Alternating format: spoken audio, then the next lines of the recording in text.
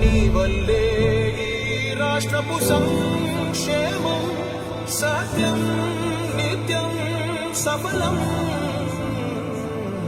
జనగణ మంగళ నాయకుడా, ఘనమగు చరితల నాయకుడా, పలుతరములు మము పరిపాలించర స్వామికుడా.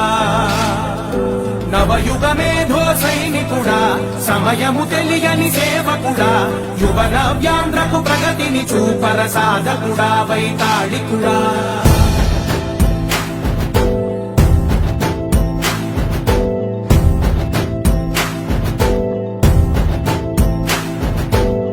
ప్రతి ఇల్లు నిన్నే నిన్నే పిలిచింది, ప్రతి గడప నీకే స్వాగతమంటోంది. ప్రతి మన